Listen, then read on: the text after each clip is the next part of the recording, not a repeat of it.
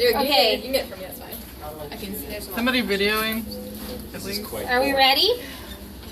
I just want to pick at this. Maybe I should like This is really terrible for my OCD. All right. Okay, so we have a cat. Okay. So the first thing I'm going to do is I'm going to show you. We have a problem. We can't record. What? I'm recording. Oh, you're recording? Okay. I'm going to post it on the Facebook. Tati's recording. Okay, so you guys did some of this already, right? Not maybe not. Okay, so there's this muscle that leads from the neck to the top of the shoulder. What's that called? It's a clavotrapezius. Okay, so what I want to do is I want to cut through the clavotrapezius. Yours, s'il vous plaît. All right, so I'm going to cut through the clavotrapezius.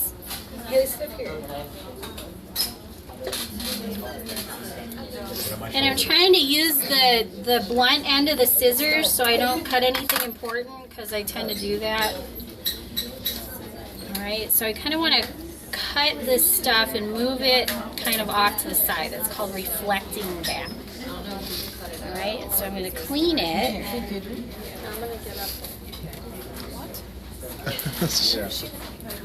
Where are you trying to go? Right here. Okay, so what I reveal here is a few things.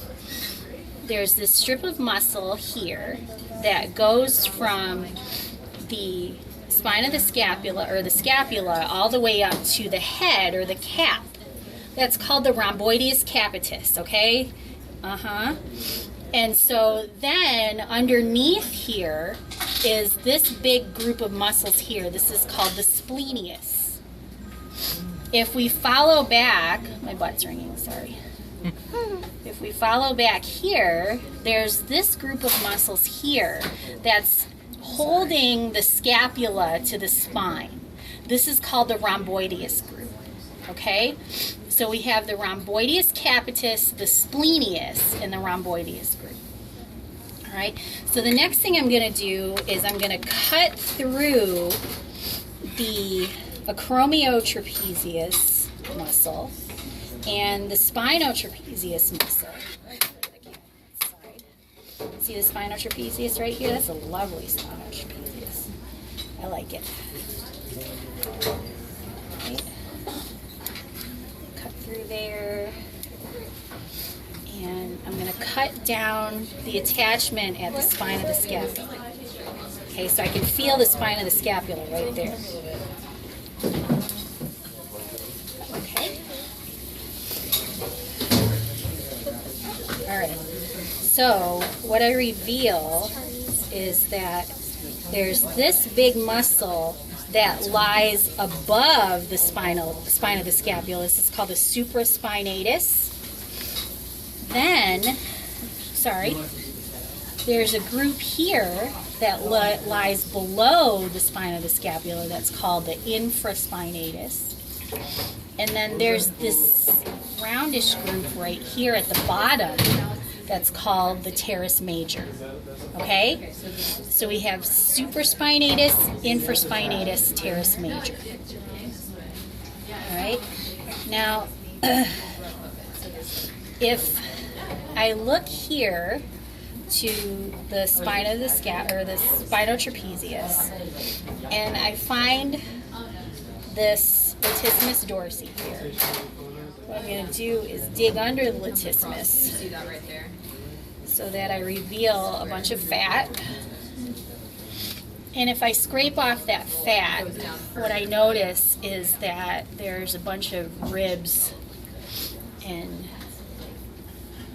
muscle in between those ribs. Okay? A lot of fat. This group of muscle right here, that's called the serratus ventralis. Okay? Serratus ventralis. Alright, so this group right here, serratus ventralis. Now what I'm going to do is cut through the spinotrapezius and then through this big fascia right here. What's that fascia called? Thoracolumbar fascia. And what was the name of the first two muscles that you mentioned in the first place? Which two The muscles? first two muscles The that you first- sort of. The very first two Yes. muscles? Yeah. These ones up here, splenius and rhomboideus capitis. Gotcha. Okay. So, cutting through here. Oh, sorry, Courtney, my elbow will be out of your way in a second.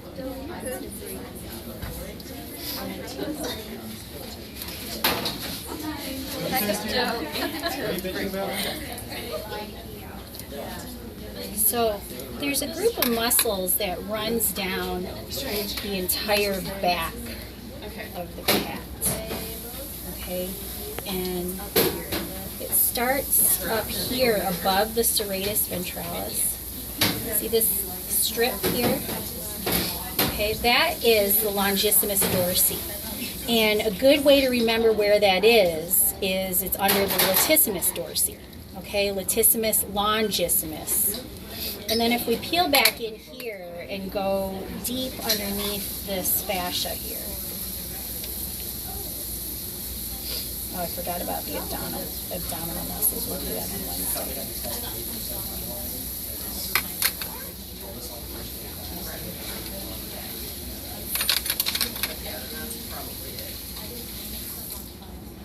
Okay, and I peeled some muscle up. Okay, so the longissimus runs in a big strip down here.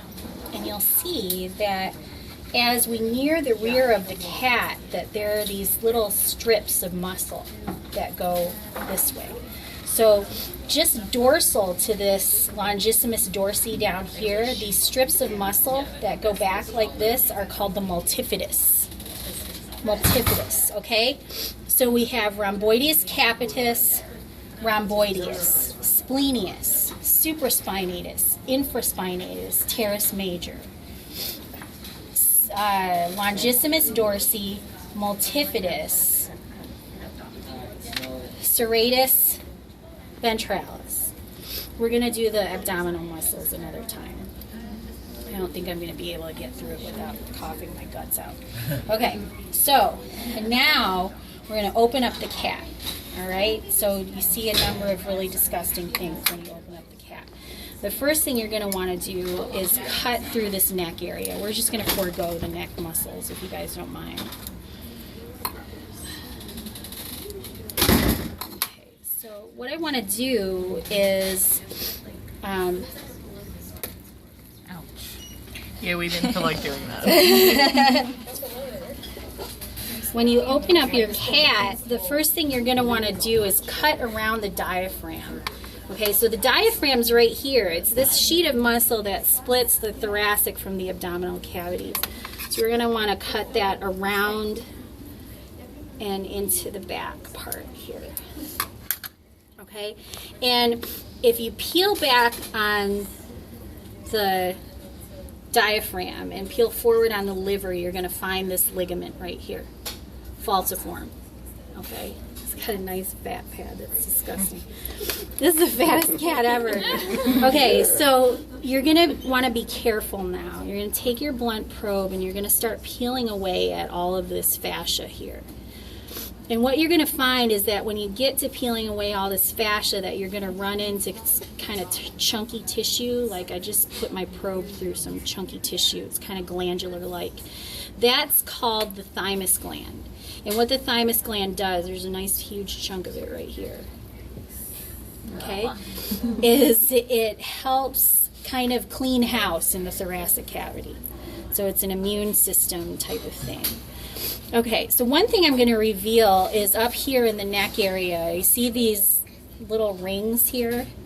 Those are cartilaginous rings, and they are for the trachea. Okay, and just behind the trachea, you're going to find another tube. So it should be just dorsal to it. Here it is. And that tube does not have cartilaginous rings. That's the esophagus. Okay, so it's usually just dorsal to it, or just to the left of it. So Dr. Dancer, which one is thymus, you said? The thymus is this chunky stuff here.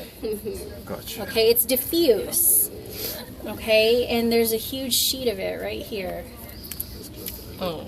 Okay, it looks like liver, right? Okay, and so a good thing to do is, as you're kind of picking through carefully and trying to take off all of the connective tissue around the vessels here, is to, that's thymus too, is to just, kind of carefully rinse things out.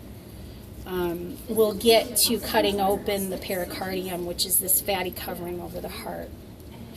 Okay, so this stuff on the side, these are the lungs. Here's your heart. Okay, all of this tissue that's associated with the pericardium is usually fat and thymus. Okay, this cat is exceptionally girthy. Okay, so this big thing is the liver, stinky balloon, gallbladder. Okay, so we can kind of fold this back. See this big sheet right here? This is the greater omentum. It is indeed great on this cat. Okay, and it's attached to the outside of, this is the stomach here. So it's so occluded by fat that it's kind of covering everything. And attached to the outside of the greater omentum is this big thing here, the big tongue. It's the spleen. Okay, so one thing we're going to notice that if we come to the end of the greater omentum here on the side of the stomach, so we can see that there's a pinch right here. That's where the pyloric sphincter is. It marks the end of the stomach and the beginning of the duodenum, which goes down straight here. There is a small hole. I can find it here. It's usually... So all that's just fat?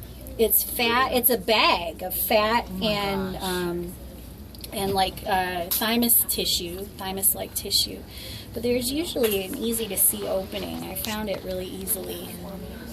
Yeah, the epibloic foramen of Winslow. Maybe it's obscured by fat. It's probably obscured by fat, but it's usually around here, and it's the entrance into this Is that not it? membrane. What's that hole? No, okay. Where? This? That No. whole thingy? No. It's like right around in here. Okay. Okay.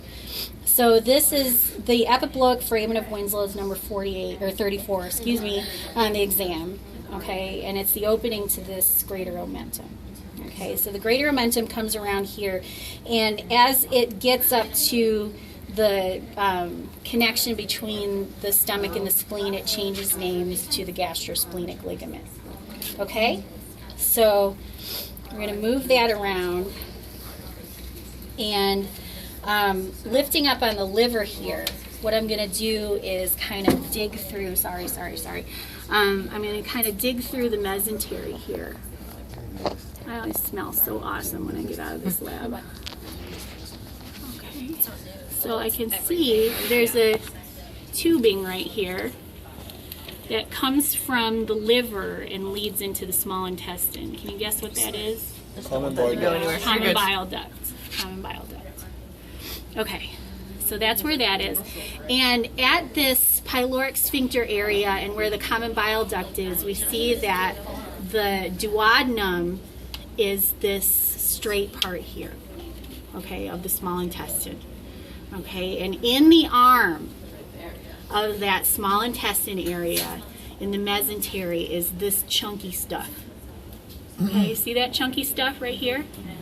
Okay, that's the pancreas. Yep, and the pancreas has a lobe that goes all the way up underneath here, but since we know it at the duodenum, that's where we're going to pin it. Okay, so as soon as the intestine starts curling around, it becomes the jejunum. And if we spread out the jejunum like this, it's all held together by a mesentery. That mesentery is the lesser omentum. And you can see, look at all these yellow and pink blood vessels that are going to and from the small intestine. Okay, they're absorbing nutrients in the small intestine, and everything that's absorbed into the veins, they're either yellow or blue on your cat, passes through this group of lymph nodes right here. And this group of lymph nodes in the middle of the lesser omentum is known as the pancreas ocelli. Okay, pancreas ocelli. All right, so the jejunum curves around, And eventually, eventually it straightens out just for a little bit.